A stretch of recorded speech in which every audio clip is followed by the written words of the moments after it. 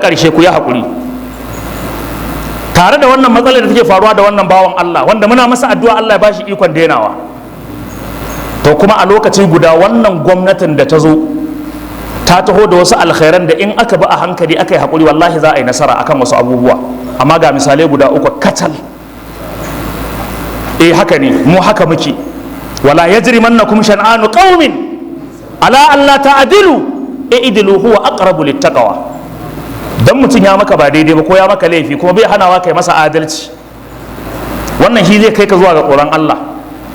Haka za ka ci gaba da sauraro na in ka yadda, baka yadda ba ga hanya, ga hanya ka tafi, ban ce dole he ka zo ba. Kuma wasu suna cewa wai dan me yasa nake faɗin haka, me yasa ba zan dinga haƙuri ba? To ai haƙurin kenan. Wai dan me yasa zan dinga cewa an ga dama a sauraron, an ga dama kar. Duk wanda yake jin sauraro na da yake yi alfarma yake mun, don Allah daga yau kada ya ƙara zuwa. Duk wanda yake jin zuwa masallaci na da yake ko hudu ba ko ta'alim yana min alfarma ne, wallahi tallahi kar ya ƙara zuwa. Wallahi kanka kake taimako ba ni ba, ni ma tsira nake nema a gurin Allah. Ta haka karka yaudari kanka wai kana taimako na kana zuwa hudu ba ta, kana taimako na kana zuwa masallaci na, wallahi kanka kake taimako. Don wasu na cewa wai in daina faɗin haka. To da Allah bari ba da misali a Qur'ani, ku ya haƙuri, ka san mu yan Qur'ani ne. Da Qur'ani da sunna ba mu su ne kan gidanmu. Allah ya ce wa qulil haqqu min rabbika faman sha'a falyu'min wa man sha'a falyakfur. Allah ya ce ka ce musu gaskiya ta zo daga gurin ubangijinka, wanda ya ga dama ya imani, wanda ya ga dama ya kafirce. Yo ai gara ma ni. Idan ka ce abin da nake faɗa ba daidai bane, to kenan Allah ma ba daidai ya faɗa ba. Da ya ce wanda ya ga dama ya imani, wanda ya ga dama ya kafirce, sai ka ce ka amma Allah gaskiya wannan maganan bata dace ba. Ya ana lallashin mutane su higo addini kuma kana cewa wanda ya ga dama ya kafirce? So kar ka ga muna magana ka dauka da jahilci muke yin ta. Wallahi alhamdulillah ba alfahari muke ba, muna iyakacin kokarin mu, kuskure ko ba mu fi karfin shi ba. Wannan shine matsayar mu. Wa hadainahu najdain falaqata hamal aqaba wa ma adraka mal aqaba. Allah ya ce mun shiryar da mutum hanyoyi guda biyu, ko na kafirce ko na imani ya zaba. So saboda haka waɗannan mutane sun zo da wasu abubuwa akalla yanzu guda uku muke counting, wanda in Allah ya taimaka wannan abubuwan suka tabbata, to gaskiya za a samu canji a ƙasar nan. Ci gaba na farko shine ƙoƙarin ƙwato dukiyoyin ƙasa a hannun maɓarnata, wanda a wancan karin jama'a a gwamnatin masu gaskiya maciji ya cinye kuɗi an yi shiru, wane ya cinye biliyan kaza an yi shiru. Tsawon shekara 8 ɗin nan, batun shekarar farko aka kai wasu kotu akan sun ci kuɗi akan a kwato kuɗin, har yanzu ba a kwato kuɗin ba kuma ba an sake su a kotu. Amma ba a gwamnatin masu gaskiya. Ku yi haƙuri, saƙo nake turawa, ba da ku nake ba, wanda nake da su sun sani. A gwamnatin masu gaskiya an yi ta ƙoƙari a ga cewa an kwato kuɗi amma ya gagara, saboda tsabar gaskiyar da suke da ita. Kai a gwamnatin masu gaskiya ne ma aka kai har aka yanke wasu hukunci a ƙasar nan, amma ka tambayi mutanen Jos za su gaya maka waye ɗaya daga cikinsu. Jos Plateau nan makotanka za su gaya ma waye ɗaya daga cikinsu. An kai su kotu, an zartar da hukunci, lalle sun yi laifi, sun saci kuɗi, sun yi kaza. Mai gaskiya ya fito ya ce ya wanke su saboda gaskiyarsu, don haka a fitar da su su tafi gidajensu, saboda tsabar gaskiya da yake da ita. Ba yadda za ka yi da ni, la iyaka ka saurare ni, in ya ma ka ɗauka, in baka bai maka ba shikenan, amma ni dai sai na faɗa wallahi. Wannan shine kawai. To wannan gwamnatin ta ɗauki himma da gaske, so take ta kwato kuɗaɗe a hannun wanda suka sace, kuma tana so ta yi aiki da waɗannan kuɗaɗen wajen ganin cewa an yi abin da ya dace. Yanzu subsidy da aka cire, mutane suna ta ihu, mun faɗa muku sati 2 da suka wuce cewa wannan subsidy wallahi kar ku daga hankalinku. Tabbas akwai raɗaɗi, motoci ba sa yawo yanzu sosai, mashina ba sa yawo, mai yayi tsada, tabbas akwai raɗaɗi. Amma na rantse da Allah, idan abin da gaske aka yi shi, to za a wayi gari, dama me tsadar abu ne kai, shine baka da kuɗin saya, ko ba shine tsadar ba? Idan miliyan 100 ake da shi, in kana da miliyan 1000 zai ma tsada? Don me ba za ka je ka saya ba? To yanzu za a sabbabar da hanyoyin da za su kawo wadata a cikin mutane ta yadda abubuwan sayan ba za su yi musu tsada ba. Wannan shine kaɗai manufar da muka gano ta rike wannan abun. Amma alhamdulillah, ai magana muke da ku, kuna raye muna raye, kuma mimbarin nan in ka ga mun bar shi sai dai idan Allah ne ya ɗauke rayuwar mu, ko mun bar nan za mu buɗe wani a wani guri. Za a ci gaba da faɗa. Idan abin da muke faɗa muku yaudara ku muke ko ƙarya muke muku, wallahi sai kun tabbatar. Kai da muna fata wannan abin zai zama alheri. Babe Sule, Dr. Babe Sule ya ce bayan maganar da ya na cewa subsidin nan na shekara 13, inda a ce za a yi amfani da shi a wajen titunan kasar nan, a kashe su a tituna, sai an samar da tituna na kilomita 13,000 da wani abu.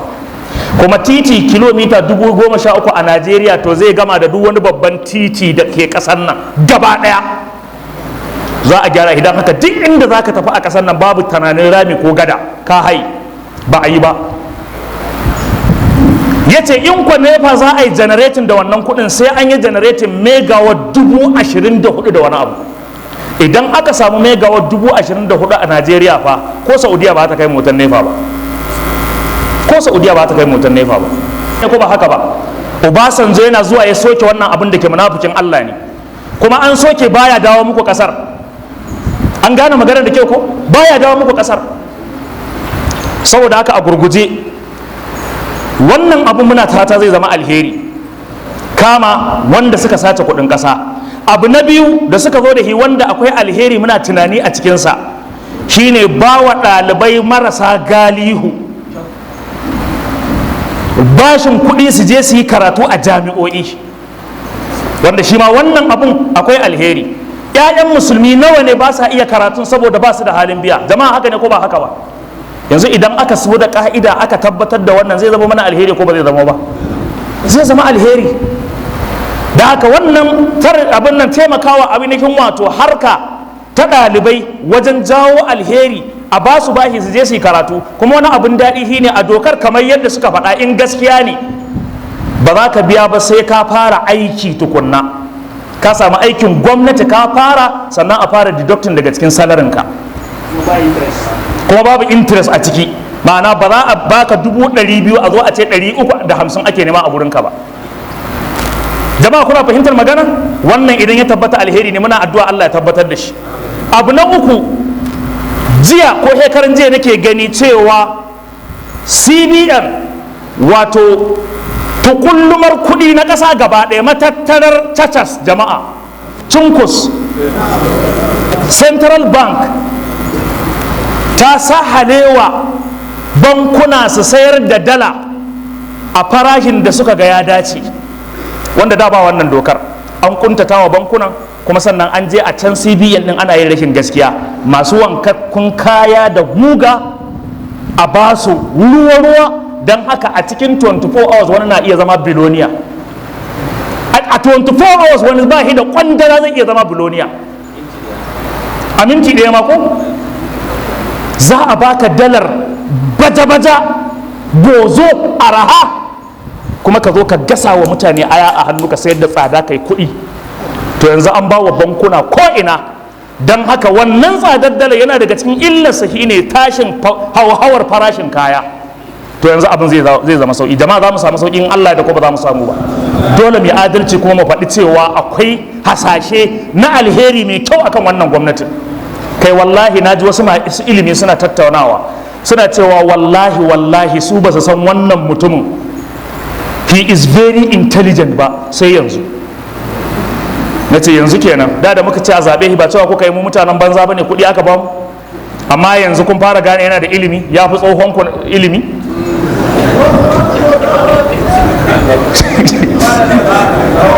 Wallahi maganar malam akwai abin dariya akwai abin tausayi. Ka gani yanzu kuka gane cewa yana da ilimi? Maganganun da Budaji ka zaure aka mai da hisa karai, duk gashi yanzu ana bankaɗo su. Budaji ka zaure kaman zai yi kuka bawan Allah nan, amma sanda suka hana shi zama ɗan takara suka ma kore shi a jam'iyyar gaba ɗaya don munafurcin ƙasar nan. To yanzu gashi nan duk abin ya zo yana faruwa. Saboda haka akwai alheri idan wannan abin ya zama su kuma bankuna su tsoron Allah. Ku sayar da dalar nan idan an ba ku bisa farahi mai rahusa, domin an yi muku ne don ƙasa ta samu sauƙi, shinkafa ta sauka, gari ya sauka, komai ya sauka. musamman bankunan mu na musulunci. Kuma abin da yasa za mu magana akan ku saboda kun mana wani abu mai daɗi da ya burge mu, shine irin bankin Jaiz da bankin Taj Bank da kuma menene Lotus Bank, wanda yana bangaren inyamurai abin nan a Yarabawa, yana bangaren Yarabawa, shi ma bankin musulunci ne. Waɗannan bankunan guda uku su ne kaɗai aka samu shaida kansu cewa lokacin cashless policy ba su ɓoye kuɗaɗe ba, sun yi ta fito da hisuna ba wa mutane ɗan kaɗan ka je ka samu. Za ka wuce Jaiz ka ɗauka wani biki ake yi, haka ne ko ba haka ba, kuɗi ake samu. Amma sauran bankuna duk an zarge su da cewa sun yi ta ɓoye kuɗin suna ba wa masu guga a riga, masu karyayyun huluna, ba fa irin tawa ba, don mu ma muna da karyayyun huluna. Na fata an fahimta. So an yi ta zargin su da wannan, amma waɗannan bankunan guda uku, Lotus Bank, Jaiz Bank da Taj Bank, bankunan mu na musulunci, kuma wannan na daga cikin sirrin da yasa muke cewa duk inda aka ce ga harkar juya kuɗi ta musulunci ka je ka shiga, ka watsar da na arna, ka tafi gurin, ko ba komai ka yi patronizing din musuluncin ka, haka ne ko ba haka ba, ko ba komai ballantana akwai komai daga ciki ga misali. Saboda haka bankuna ku ji tsoron Allah, in wannan abin ya tabbata to ku sauƙaƙa, kuma abin zai zama yanzu competition ne, za ka je ka sayi dala gwargwadon sauƙin da kowanne banki ya yi. Idan banki tana so ta yi ciniki sai ta sauƙaƙa, sai ka je ka saya, sai ka ga farashi duk ya ruguje, sannan dalar America kuma ta shiga uku a Najeriya inda wannan abin ya tabbata, ta shiga uku duk za ta rushe. Amin amin. So wannan shine, don haka akalla dole ne musu adalci kuma faɗi ci gaban da aka samu. Dan uwa za mu dakata a nan, ku yi haƙuri, ku yi haƙuri, ku yi haƙuri. Allah ya ƙara muku haƙuri da ni ma Allah ya ƙara mun haƙuri da ku. Allah ya sa mu gama da duniya lafiya, Allah ya sa aljanna ce makomar mu, Allah ya haramta wuta cin naman jikin mu, Allah ya biya mana bukatun mu na alheri. Ya Allah, wanda suka zo wannan masallaci suka yi haƙuri da mu tare da mun tsawaita, Allah dukka biya musu bukatun su na alheri, Allah dukka yaye musu damuwoyin su da matsalolin su, Allah ka sa aljanna ta zama makomar mu tare da su gabaki daya. Subhana rabbika rabbil izzati amma yasifun wa salamun alal mursalin walhamdulillahi rabbil